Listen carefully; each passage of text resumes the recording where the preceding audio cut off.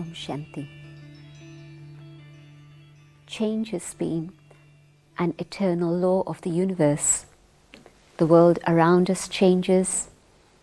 I change constantly. Situations change. And yet, although we've accepted change in this way, it seems as if the last few years, 10 years, maybe 50 years, have been ones in which change has been more than at any other time in human history. Sometimes they now say that things change more in the space of 1 year than they used to change in 50 years or 100 years maybe. What is my response to the changing circumstances around me? How do I deal with these things? There are many different responses that one can have to change. Perhaps I resist change and I say everything has to continue to be the same. And of course it's not possible. Things are changing and I have to find a way of dealing with that. Perhaps I try and ignore change and say, no, it's all as it used to be before, and that's also not true. Or perhaps I embrace change and I recognize that as the tide is moving, as the wind is moving, I have to respond to that and move along with it. But there's another response I can have, and that is looking at everything around me. I stand still and I ask myself the question, can I actually direct change? Can I make change happen in a direction of my choice? I was very fortunate that I was able to come to this point where I could actually see what it is I could do to make things change in a positive direction. Going back to the moment that I actually started my spiritual journey, it was a very turbulent time and yet a very exciting time. Perhaps some of you recall it. It was a time in the 60s when many different things were happening within the world. People were looking for new directions. Certainly in the West, there had been a contentment and a satisfaction in terms of material development, and now it was time to look for other things to happen. Maybe personal change, maybe freedom, maybe things that were of the spiritual dimension. All of these things were now coming into focus.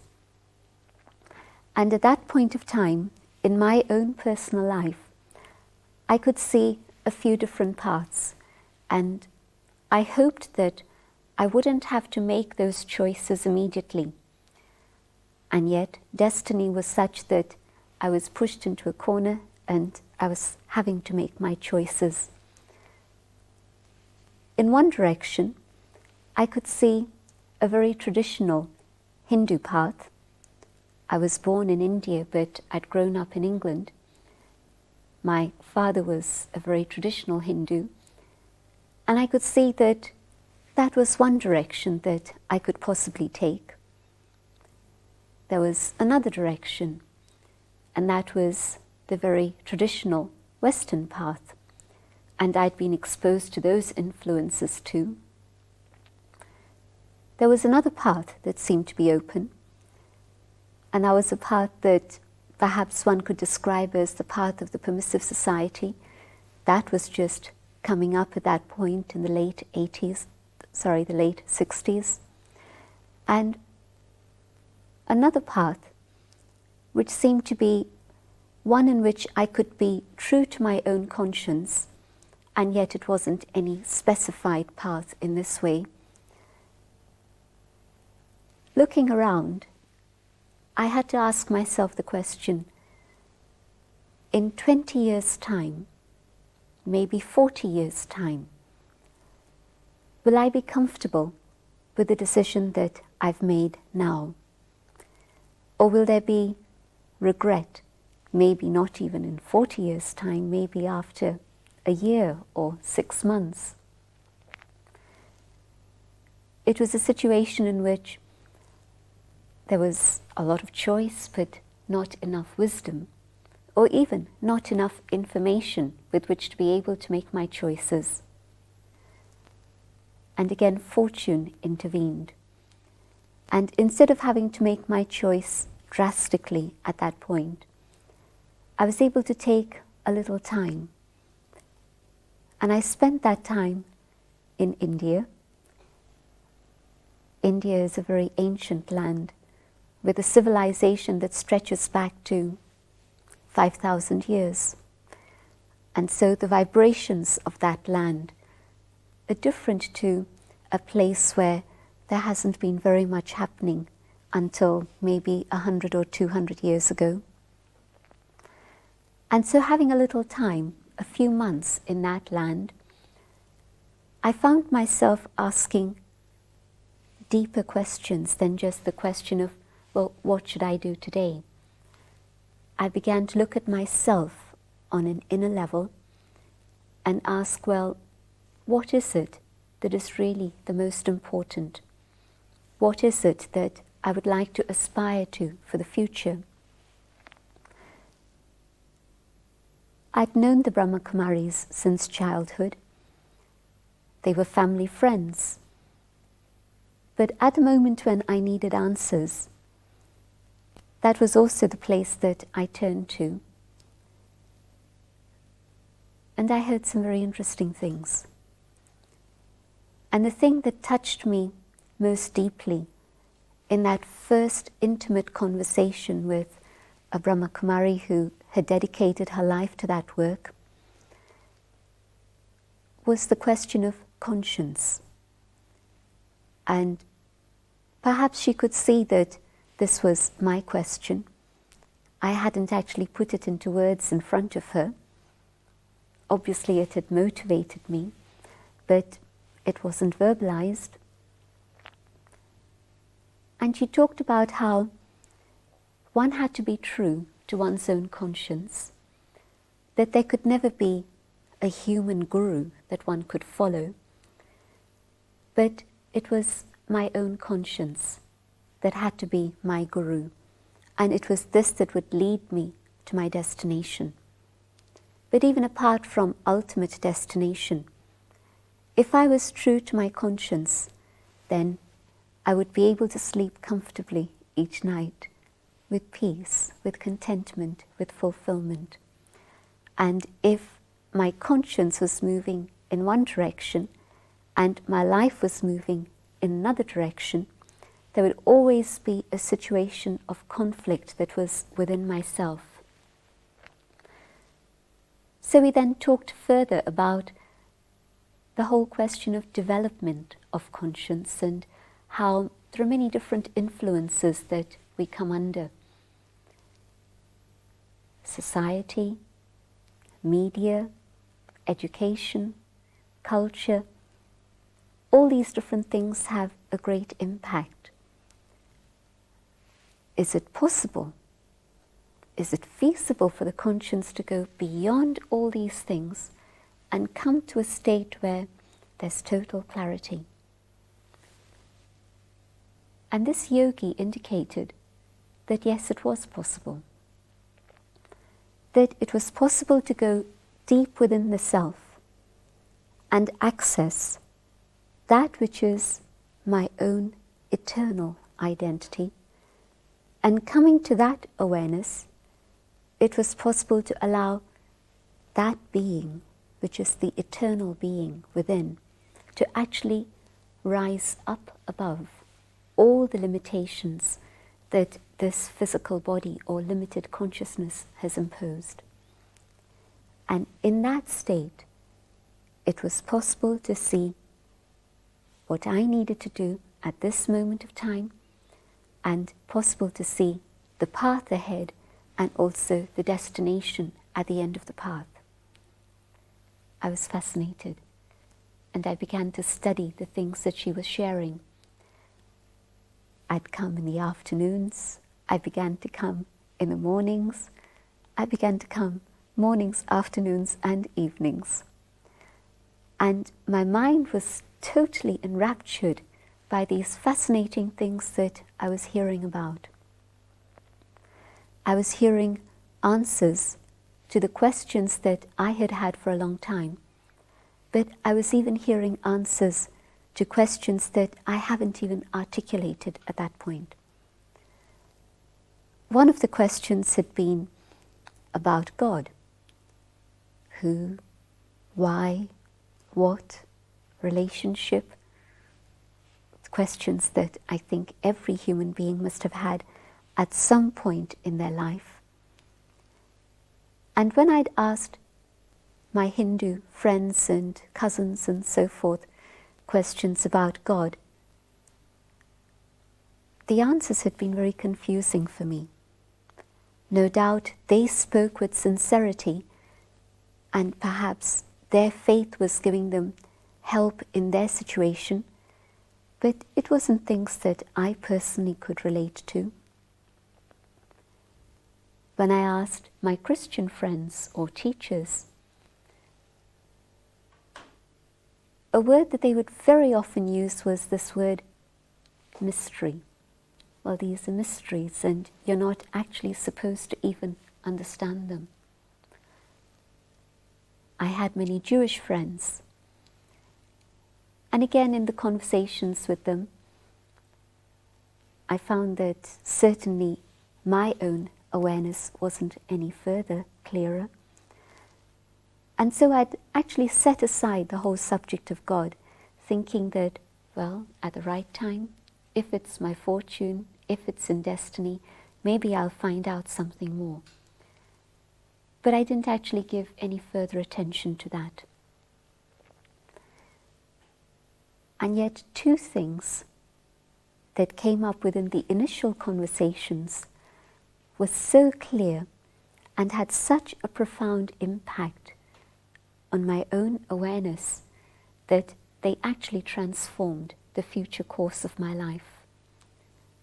One was this recognition of the eternal being. I remember just before I came to the Brahma Kumaris, I'd been thinking about what I wanted to do with my life, and my choice had been a career in medicine in which I'd be able to have my own freedom and independence, but also a life in which there was service, serving of humanity in a very real way. And I came across one of the barriers, a very simple one perhaps, but one of the barriers that indicated all the different blocks that actually still existed in the world in the 60s in terms of women and the role of women. And the situation at that point was that in the London medical schools, they only kept 20% of their places for women for studying medicine. And I had a very, very deep shock about that. I had a question in my mind. Well, why is it that women are seen in such a specific way? Because I was told that, well, we invest a lot of money in training women and then they go off and get married and they don't pick up their careers. And so it's really not worth our while investing our time and energy and money. And I'm sure there must be many other deeper reasons than this, but that was one of the things that I was quoted. But it brought up to the surface the whole question in my mind about identity, how I see myself, how others see me, whether it was possible to have equality within the world, if it was possible for a woman to actually go beyond all the disadvantages and the blocks that society placed and be able to express one's own true potential. And so just before coming to the Brahma Kumaris, that had been one of the situations that I'd encountered. And so the question of identity was a very real one for me. And in fact, before the path of spirituality, it had been not just a question, but a factor of great passion and even anger. Coming to the awareness of identity from a very different perspective, not just the physical, but an eternal perspective, brought about a significant change in the way in which I looked at myself, looked at the world, and saw my own role for the future. I realized that if I could come back to the state of my own inner dignity and maintain the awareness of my own highest spiritual identity, then this is the image that I'd be able to project to others. And whatever were the blocks that they had in their attitude and their vision would melt. Soon after I had started to follow the path of spirituality, I came across another limitation. It's interesting that prior to my spiritual journey beginning, it hadn't been a factor that I'd had to deal with. But this was soon afterwards, and I came back to London, and in the early 70s, the situation in London in terms of the makeup of the population had shifted quite drastically. There had been a huge influx of refugees come in from Africa, people from an Asian background, and now, it may have existed before, but I'd never encountered it. But now, there was a very distinct difference in terms of seeing not just a woman, but a brown skin.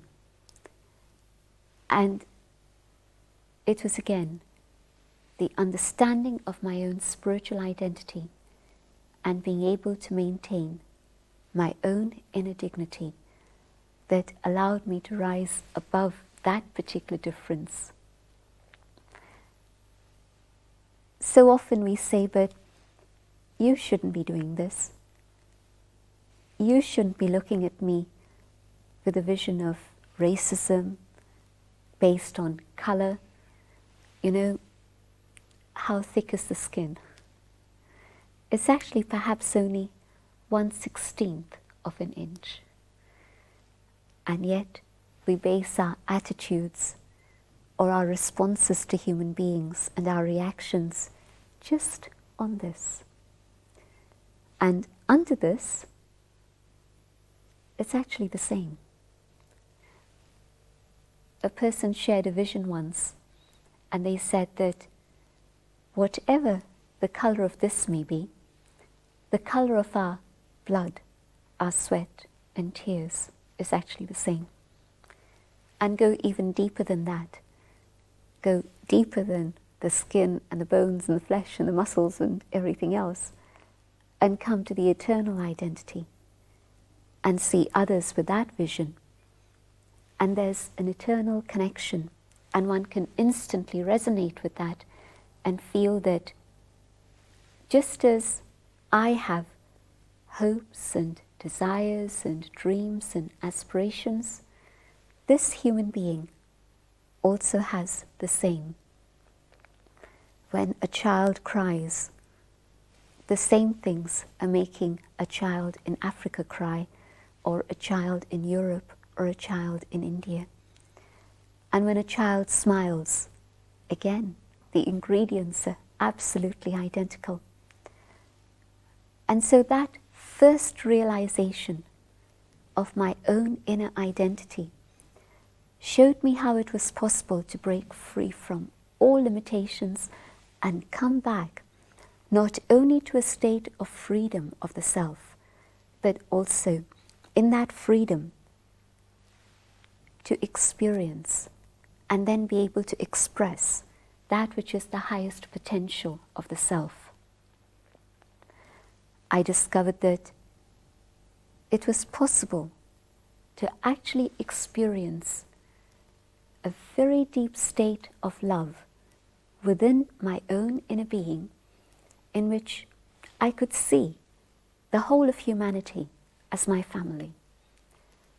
And perhaps on one level it's easy to see the whole planet as your family and love everyone, and not so easy to actually feel the same for your neighbor with whom you're having a problem about your garden. They're not looking after their garden, maybe you want your garden to look nicer, all sorts of little things can come in.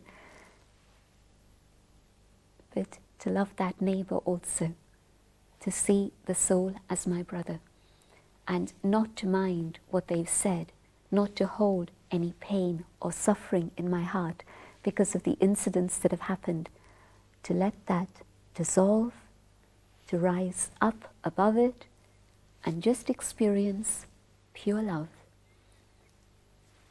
I discovered it was possible. And the more I began to understand the functioning of my own mind and where thoughts were coming from and how thoughts could be channeled in a specific way, the more I became aware that freedom didn't mean being able to come home late at night whenever I wanted. Freedom didn't mean to be able to go wherever I wanted. Freedom actually meant to be able to create within my own consciousness the qualities that I wanted to experience and stabilize myself in that awareness. Peace and love, truth and joy. The second very deep realization that came very soon after hearing this understanding of the self was the understanding of the Supreme. And where there had been many questions, or questions that were not answered and so had been pushed to one side, I was asked to experiment with a very simple technique in meditation. To be aware of the self as the eternal being, and to think about God as light. That's all. There was no other image, no other symbol, just this understanding of God as light. And when I focused my mind on the Supreme, in this understanding of light, what I found was that beyond my own awareness, it was as if I was in the presence of the divine and something else was reaching me and beginning to work on me and influence me. And from that experience, I had to acknowledge that there is a Supreme, that there is one who is the parent of the whole of humanity. Understanding more and more the theory, the information, but also just letting myself experiment with those ideas in terms of who God is, I found that not only was there a very real experience in which I could verify for myself that this is the truth, but I found that I was being influenced by this. I was being transformed through that relationship with the Supreme. Within a very short time, there was a very powerful motivation that came in my heart. And I began to remember my friends, the people I'd been studying with back in London, and I thought, all this has been so useful for me, I think I should share these with those people too. And so these two things came about as a double motivation in my life. One, to move forward into the depth of spirituality and my own development and understanding. And secondly, to share these things which are so valuable for me with others. And if I look at where I stand today, I'd feel that perhaps it was these two parallel things that are still with me now. And it's both these things that have shaped my life, but also have taught me so much and allowed me to develop and grow. And so truly it's been a path which has been a journey and education, but it has been a path which has shown me many, many different things, both about the spiritual dimension and also the reality of the physical dimension and the marriage of both these things. One particular example of this is how my own personal journey was the discovery of peace within, but also seeing how covering that peace, there are so many other things that interfere. Until I was in my early 20s, I don't think I'd actually understood what is anger. I don't think I'd actually even experienced it to any great extent. Finding that inner peace, and then having to deal with the paradox that anger is very much part of me, and I can't deny it. It is here. How am I going to deal with it? What am I going to do with it? Was my own personal growth. But together with that, because there was also the life of service, and anger meant that the people I was working with, the people I was communicating with, were being exposed to this.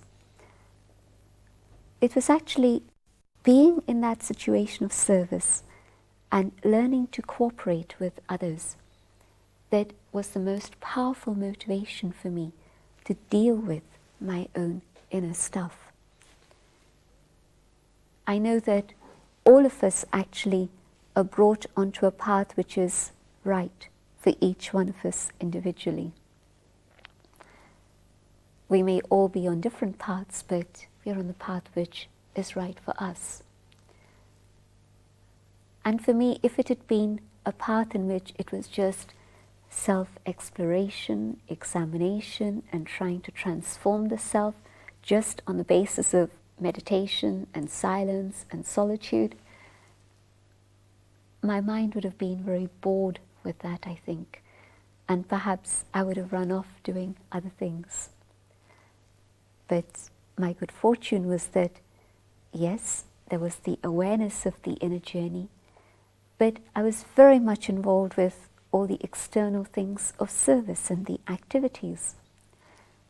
And it was through that there was a sense of motivation and responsibility to actually bring about very deep changes within the self. For example, a question that was put to me when I would say, but there's bound to be anger if somebody is taken on responsibility and they're not fulfilling it, if things are not happening in the right way, if somebody has made a commitment and they're not fulfilling it, of course there's going to be anger. And I was very sweetly made aware by a senior yogi that, well, that's fine. If I wanted, I could get angry, but what I would be doing then is to cut off cooperation from others. Would I be able to do everything on my own?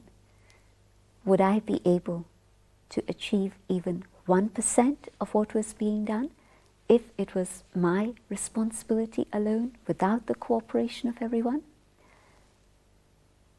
And I had to stop and think. And of course, the answer was very obvious. There was no way in which one individual could do anything or everything. It had to be through a team spirit. It had to be through cooperation. And so it meant letting go of anger. It meant letting go of something else that is very, very deep within every human psyche, and that is ego. The scriptures of India have a very interesting image. The whole story in the scriptures is a very long one, but I'll just share the image.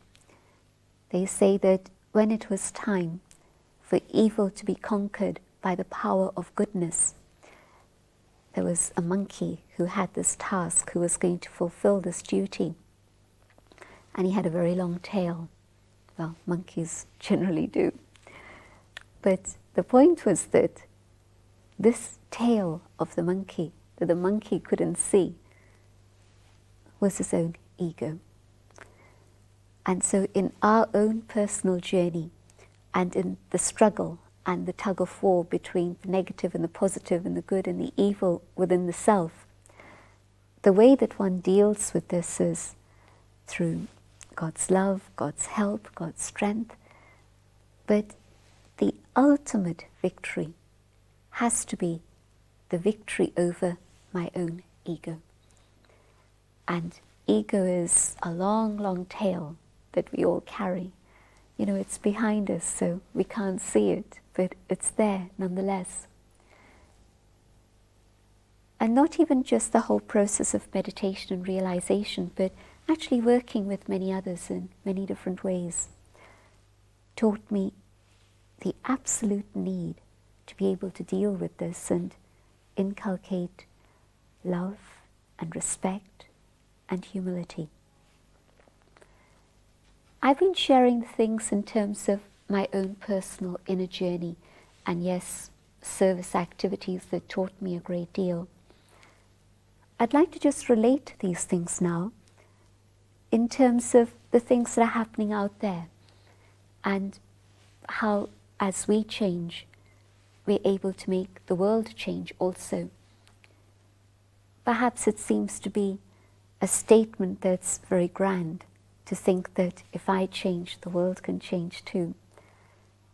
And yet if we look at it on a very deep level, we're able to see how each one of us influences things around us. There's a statement that says, when I lift my finger, I move the stars.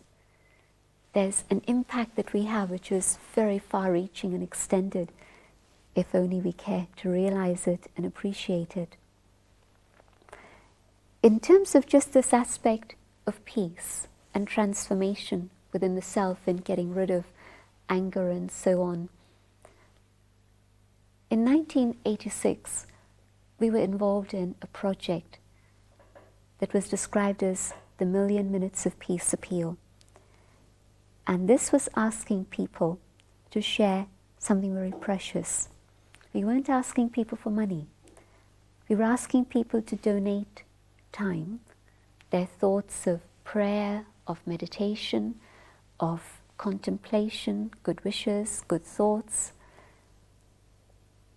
And that was the International Year of Peace. And in January, when we first suggested this project of sharing thoughts of peace and inner peace, bringing peace in the world,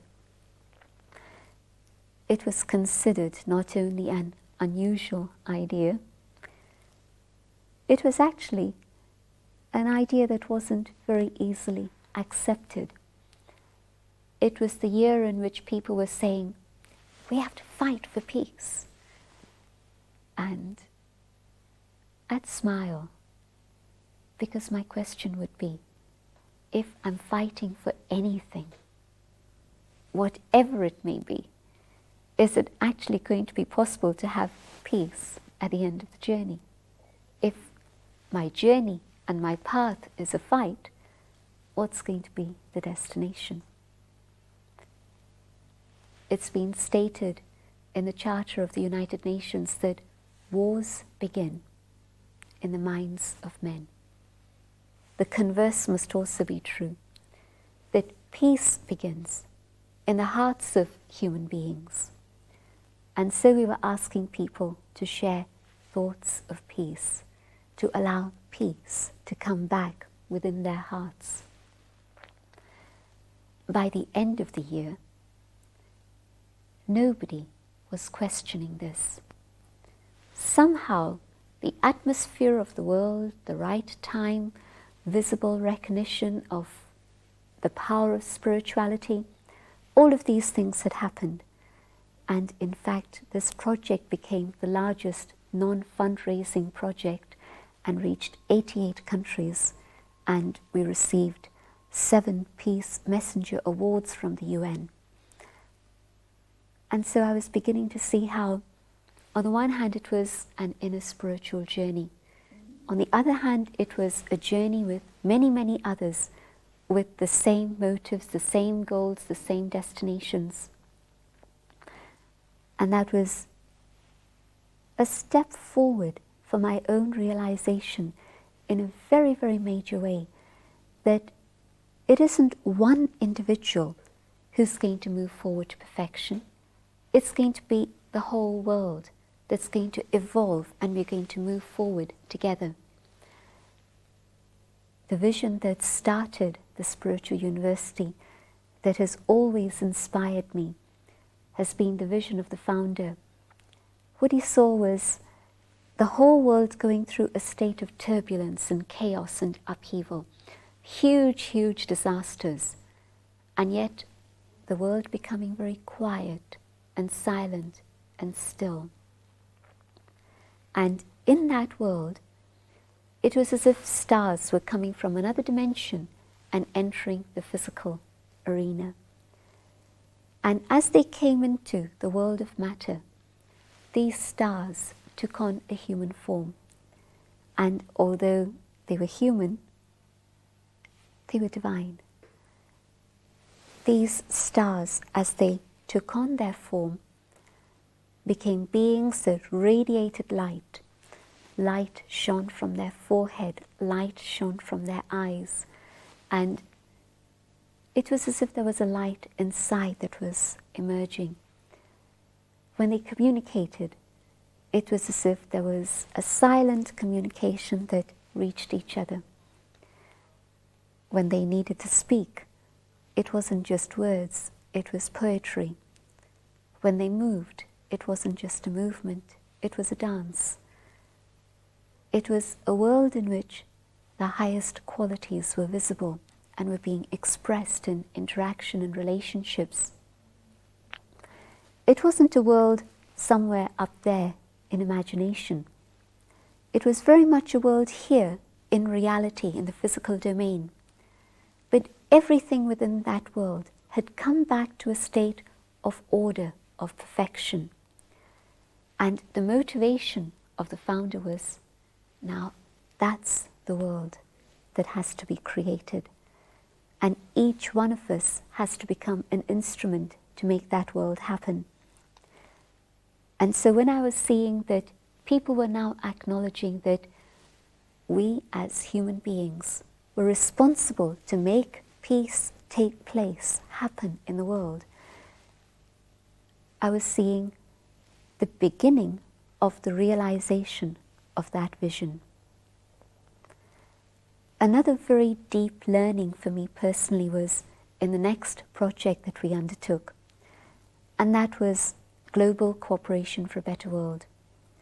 And within that, we were asking people to share their visions of a better world.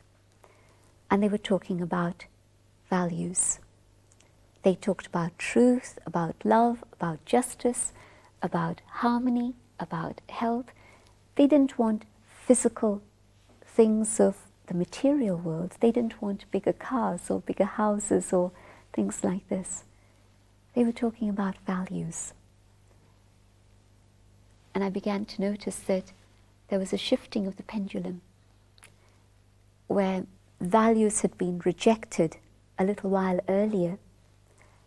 We'd come to such a crisis in the world that people are now saying that values are what is required.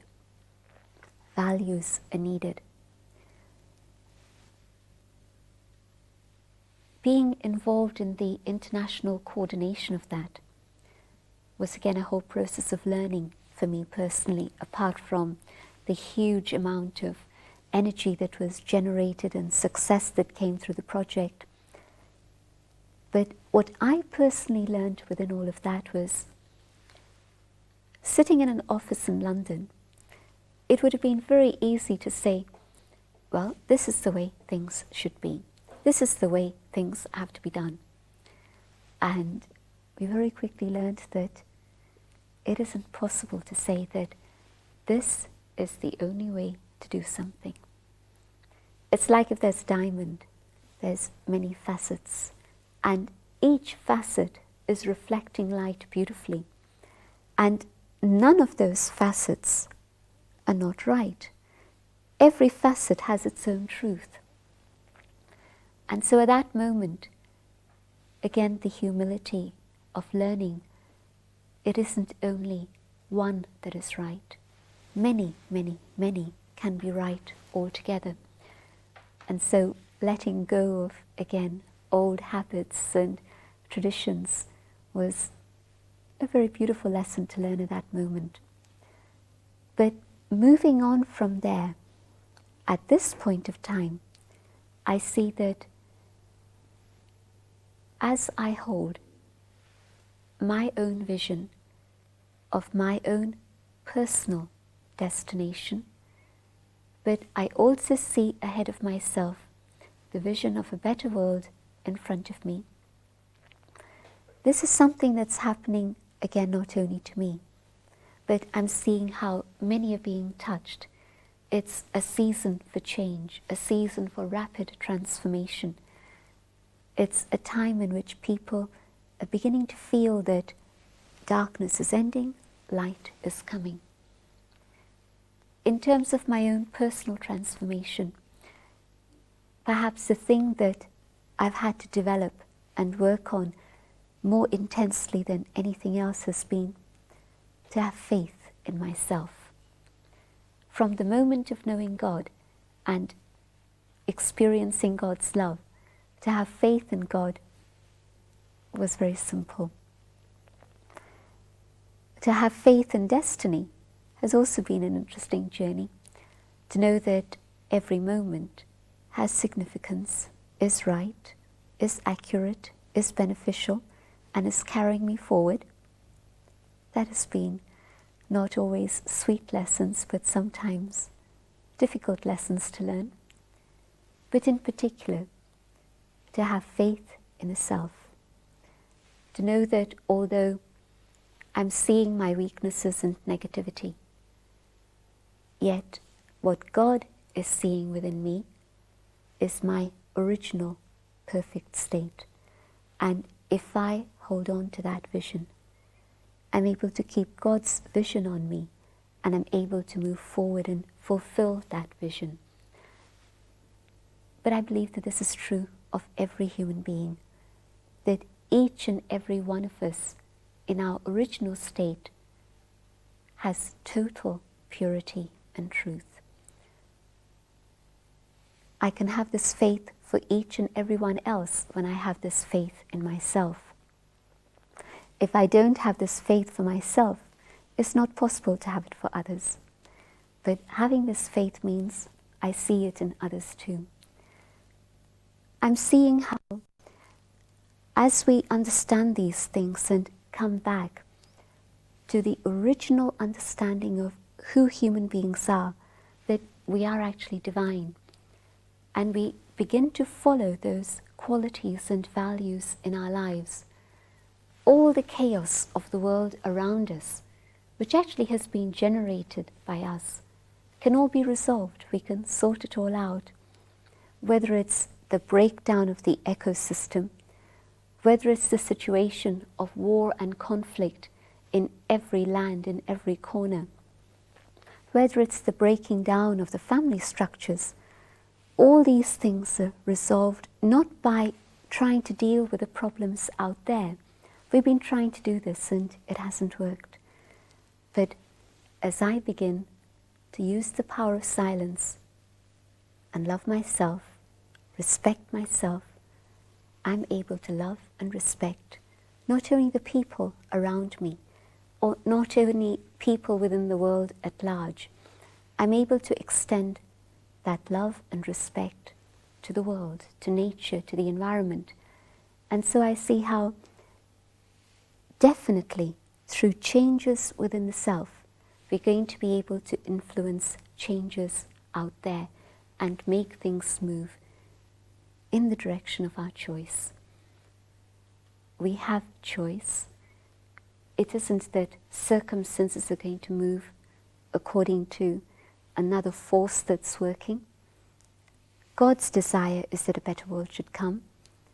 Our desire is that a better world should come. And as both these energies come together, time will reveal that scene in which there is definitely a better world ahead. I'm aware of the power of thought and the power of meditation. What I'd like to do is to invite you to join me for a few minutes in meditation in which we move towards that better world. Even if you've never meditated before, it's fine. In fact, all of us meditate. We don't always put a label on it, but we do. And so all it is focusing your mind in a specific direction. Let's try it.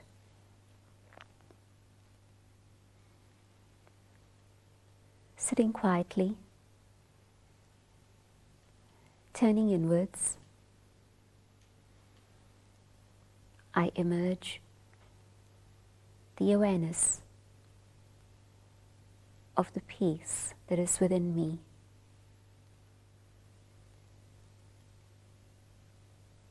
In the awareness of peace, I enter the presence of the Supreme,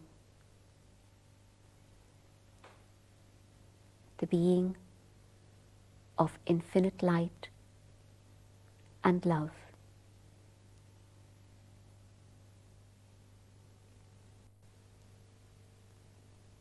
I fill myself with this light,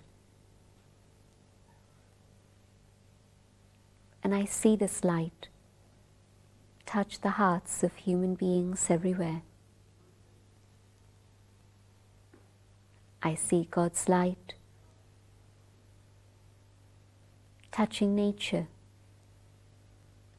and the world around me. God's light influences the universe, and we move towards a world of light and a world of love.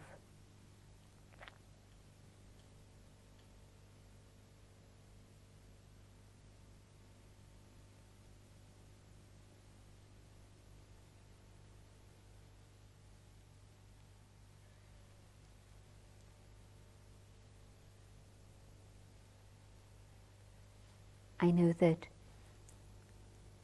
as I focus on that which is the highest within myself and have the awareness of sharing that and projecting that,